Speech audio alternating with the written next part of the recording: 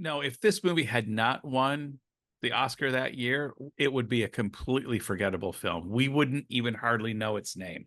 The only reason it even is in our cognizance to any degree whatsoever is it's in that eternal list of every best picture. Exactly. And we would be sitting here talking about High Noon or The Bad and the Beautiful. You're wonderful to see.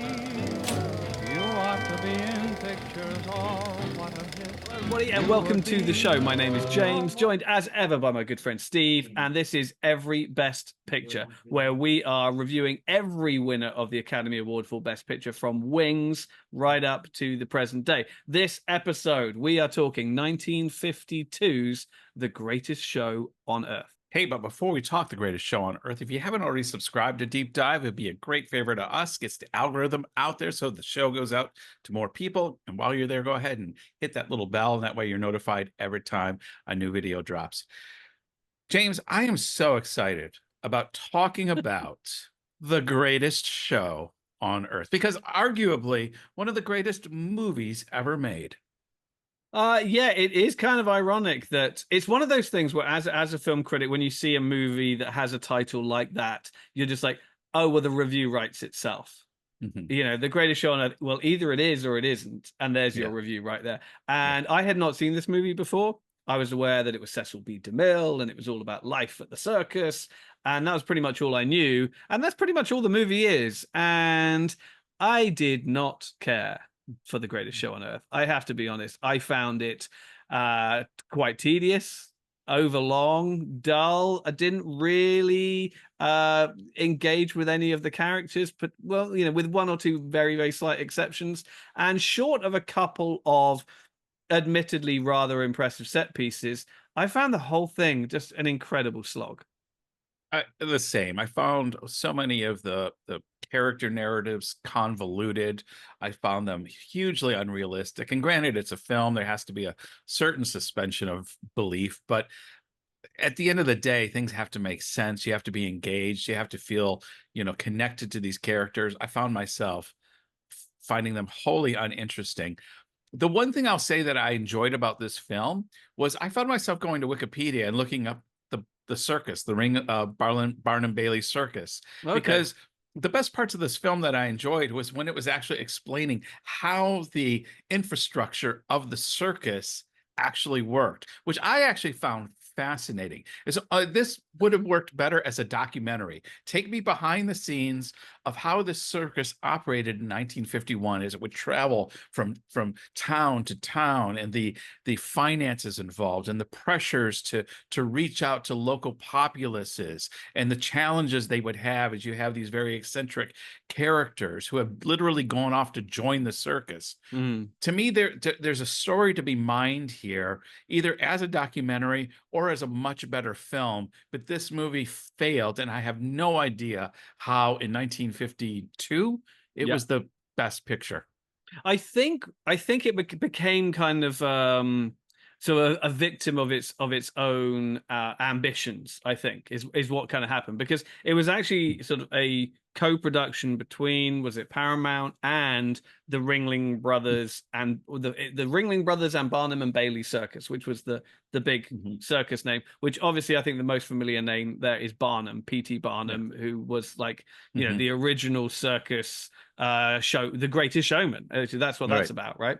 And so they made it together in cooperation. And I think because of that, you had, on the one hand, you had this unbridled access to the mechanics of how the circus operated, and so that's why you get all this almost sort of documentary footage of how they put up the big top and how they pack everything away. You get all of this footage of the real performers doing their stuff. You get some of the big actors actually, Cornell Wilde and our heroine Betty Hutton doing real trapeze tricks and things like that. So they sort of went all in, and they had the best training. And there are countless numbers of real circus performers on screen really doing that stuff. So you get a real look sort of behind the scenes. And I think all of that is probably the best stuff. However, the mythology of the circus and the lore of the circus. You talked about people running away to join the circus, how it seemed to naturally attract sort of misfits and outsiders and miscreants, and it's all a bit dodgy and a bit shady, people at the circus, all of that stuff is missing because you've got this production with this massive circus company who obviously want to portray it in as positive a light as possible. They see this as an opportunity to legitimize and market their production, and I think because of that, as a fault of that, is it's a very sanitized, very polished, very family friendly version of what it really is like to be part of the circus. And I think a more honest, warts and all depiction of just how kind of dodgy this lifestyle can be and was, how life was cheap, and how it did, support a lot of illegal immigrants and a lot of sort of criminals. There was a real criminal element to it all, or so we have been led to believe by other stories of mythology. That is notably absent, and I think that would have helped beef it up and make it a far more sort of interesting and engaging story. No, I totally agree. I felt like even when they try to introduce some of the more nefarious characters, like the carnival guy who's basically scamming people on the side, Charleton Heston's very quick to lay down the law, pick him out, and we run an honest show here. So it's that whole sanitized, here in the circus, everything runs according to a moral compass. Well, And I mean, my understanding is that P.T. Barnum was actually quite the exploiter, quite the exploiter of sort of freak show acts and that kind of thing. He pioneered all of that side of the circus. Well, that's where I was kind of going with the whole nature of the circus lends itself to that. I'm trying to think, what was the movie a few years ago with Bradley Cooper? It did a much better job at this. Nightmare Alley. That's it. Nightmare Alley. I thought that did a much better job of showing the behind the curtain, what goes on, especially in one of these turn of the century. This wasn't turn of the century, it was mid-century, mid-20th century. But what was going on really in these little caravans that went from town to town. I mean, it makes me think of Ray Bradbury's Something Wicked This Way Comes. There's something nefarious about when the circus comes to town. Can we trust all of these freaks and miscreants and misfits that you mentioned? And there's always this measure of uncertainty when the circus comes to town. And in this film, it is just sanitized. It is very above board. There's no mystery. There's nothing that draws you in any as a cinema watcher. So yeah, I found myself very underwhelmed. I the same. I think that the one storyline that I really wanted more of was Buttons the Clown. Jimmy Stewart's character. Where there is this clown that never takes off his makeup, and you slowly put the pieces together that he is actually this doctor that is on the run for murdering his wife. And I was like, I want to see that movie. I want to see that story start with him at home as the doctor. I want to see him murder his wife, why he did it, all of that goes on. And then he runs away and hides out at the circus. But even he's the good guy, really. Yeah. And I think that, as we are led to believe, he is more representative of the type of person that does make up the family of circus folk, right? Yeah. He's a slightly more legitimate or authentic representation, but he's the most sort of honest to God, empathetic, compassionate version of that kind of character, who commits murder and runs away and enjoys the circus. It's like to the point where even the cop who's arresting him at the end says, "You're all right, mate. You're a good guy. I still have to cuff you and take you away, but you've just saved Charlton Heston's life, and you're all right with me." And it's just like, what are we supposed to take away from all of this other than, it's a circus life for me. I think the circus is wonderful, wholesome family entertainment. There ain't nothing wrong with it. It's not a con in any way, shape, or form. And I can't wait until the next time that the circus comes to town. I couldn't help but be as a big fan of Cecil B. DeMille's The Ten Commandments with Charlton Heston. the same narrator. He uses the same narrator in The Greatest Show on Earth as he does in the Ten Commandments. So when that voice is kind of giving the narration, I kept expecting him to go, and the Israelites toiled under the oppression of the Egyptians, and yet it was all about circus stuff, but it was the same voice. And I felt this was really a poor prelude to a much better film that Cecil B. DeMille will go on to make with Charleton Heston in just a few years' time. Yeah, you get kind of like a taste of the kind of clout that Cecil B. DeMille had and how well liked he was or well respected he was from like all the cameos. You know, I mean, I missed a lot of them or wouldn't have recognized them if I seen, but people like Bob Hope and Bing Crosby and Hopalong Cassidy, Danny Thomas, Van Heflin were all like, are all there in the crowds, you know, watching the circus. And I think, you know, for an audience of that day, it would be almost like watching Deadpool and Wolverine. You know, you're like, that's so and so, that's so and so, that's so and so, and you would have got a lot more of these sort of pop culture references than we get today if you don't really kind of know your stuff. I think it's ironic as well that in a movie about the greatest show, the spectacle of the circus, put on by Cecil B. DeMille, who would become synonymous for these incredible spectacles, epics, right? The I think it's a great irony that for me the best sequence is the sequence that doesn't happen under the big top, but is the train crash at the end. Which, as I said, I haven't seen this film before, which was featured very prominently in the what was that Spielberg film from a couple of years ago? The Fabelmans. Yeah, when the son watches that, and then that inspires him to become a filmmaker, and that's supposed to be Spielberg. So it's kind of ironic that the big show-stopping sequence has basically only a sort of tangential relationship to the circus. I don't have. I mean, what did you think about that sequence? The train sequence? Yeah. I couldn't help but notice that it was a miniature, like, because we're so used to, and I appreciated the special effects for the time, and that they had people on the side, even though they had miniatures, they had people on the side running, and obviously it looked a little hokey, but yeah, I mean, it worked. Of my criticisms of this film, that's not my biggest one. I mean, obviously they are confined to the technology they had in 1952, and I'm all, I give a lot of grace for that kind of thing.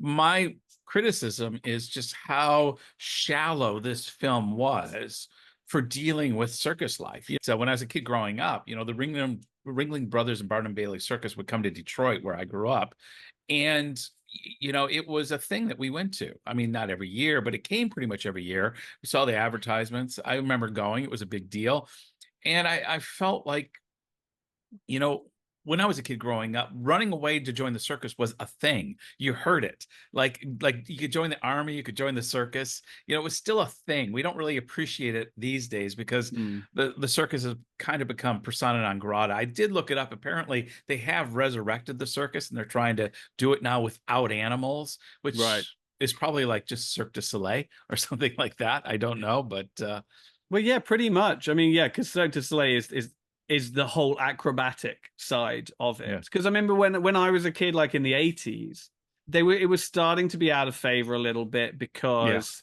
of the animal cruelty aspects to it, the bear training and the elephants and all the rest of it. It was sort of slightly, it was when it started to sort of fade. The big thing for when I was a kid was the fun fair, when the fun fair came to town, which is a kind of a variation on a theme, where all the rides come, and it suddenly appears overnight. It's there for a couple of days, and then it moves on.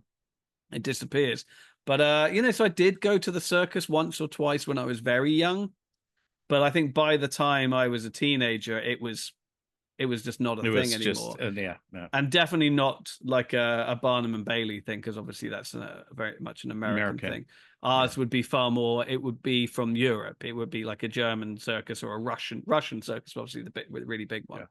But that wouldn't go everywhere. Well, James, how did The Greatest Show on Earth do at the 27th Academy Awards? 25th.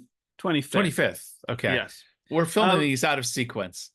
That's why. That's exactly why. Because we just did the 26th, and so yeah, this is the year before. Well, put it mildly, better than it should have done. Yeah. It does hold a very dubious record for having for the best picture winner that won the least number of Oscars up until Spotlight, which you remember was the big sort of Right. not exactly an upsetter, but Spotlight seems to have won because it was nobody's favorite, but probably a lot of people's second or third picks, and so would be in a divisive year.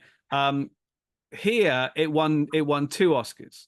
It won Best Picture and it won Best Story. And obviously, this is at a time when story and screenplay are all being sort of split up. But it was by no means the favorite. It went in on the night with 5 nominations. There was 5 other movies with more nominations than it going in on the night. Yeah, the big 2 were High Noon, Fred Zinnemann, Western with Gary Cooper. Gary Cooper did win Best Actor, and The Quiet Man, John Ford's The Quiet Man. That's which won film. Yeah, which won Best Director. I mean, we've talked about John Ford before with How Green Was My Valley. And the irony being that John Ford has won Best Director 4 times, more times than anybody else, but he's never won it for a Western. And this was one of those years. Yeah, it's really odd. That's interesting. But he never won for a Western. So he won Best Director for The Quiet Man, and it looked like High Noon was the film to beat that year. But then seemingly out of nowhere, The Greatest Show on Earth won Best Picture, and trying to pin down why that happened is kind of interesting. I think on the one hand, people did just kind of appreciate the spectacle, appreciate sort of for the same reason that we were criticizing it, appreciating the fact that it was this sort of behind the scenes look at the circus at a time when the circus was still seen as a fairly legitimate and responsible form of entertainment. DeMille had a lot of sort of goodwill behind him as a filmmaker, I think.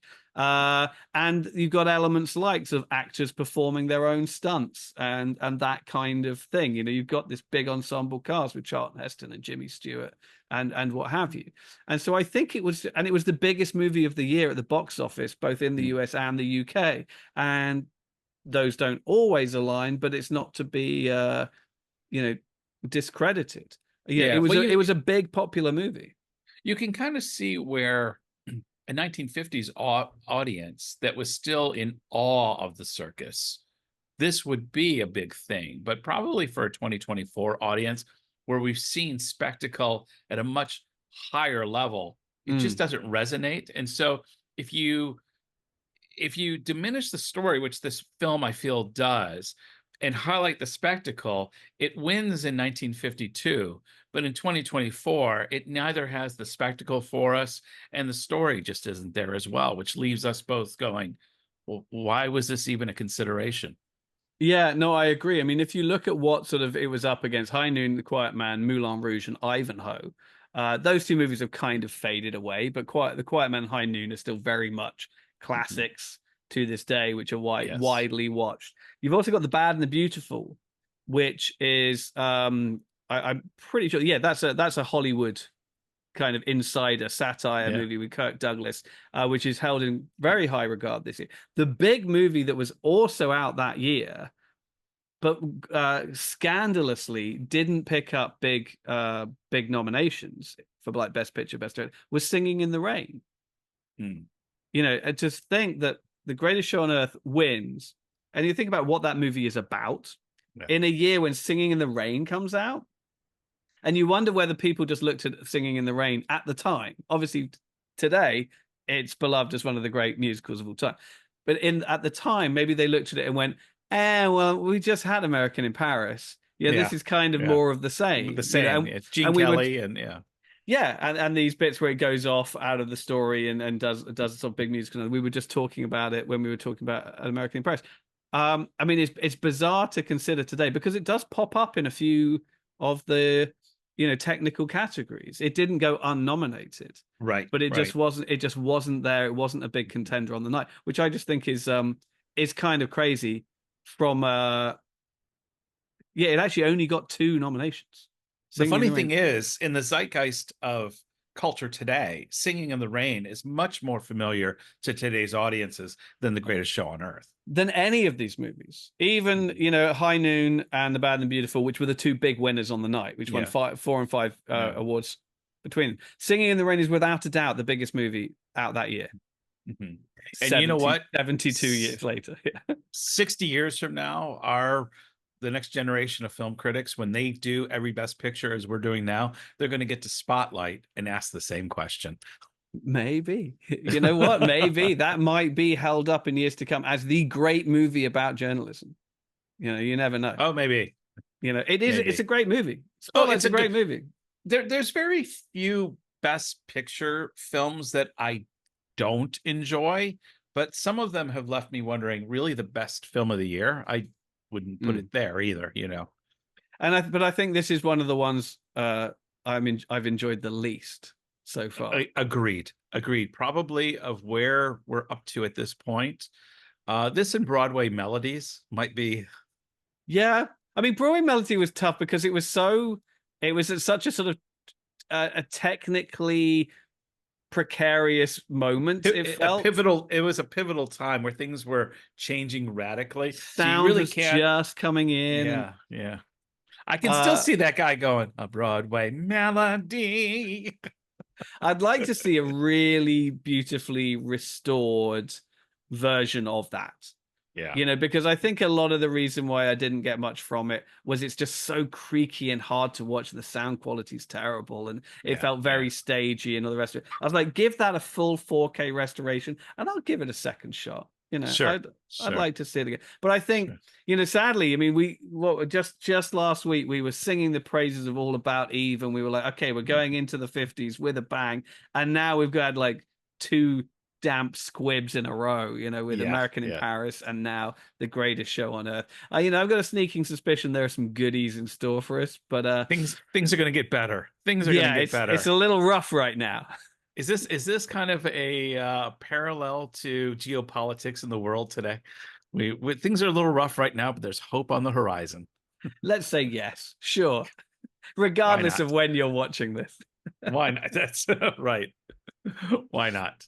So, James, I think we have already answered the question, does The Greatest Show on Earth deserve its place in Oscar history? Does it stand the test of time? I think unequivocally we would say no. Right. Does it deserve its place in Oscar history? Absolutely not. Yeah. Without a doubt. There are half a dozen better movies that were up for awards that year, which are way better than this. Has it stood the test of time? No, you know, I mean, it's kind of a snapshot of a moment, but it's a moment that has, from our vantage point, is so transparently sort of propagandist. You know, it's such an obvious piece of sanitized marketing for something that we know was far less wholesome than is being projected. That no, it doesn't stand up at all. No, if this movie had not won the Oscar that year, it would be a completely forgettable film. We wouldn't even hardly know its name. The only reason it even is in our cognizance to any degree whatsoever is it's in that eternal list of every best picture. Exactly. And we would be sitting here talking about High Noon or The Bad and the Beautiful instead. Absolutely.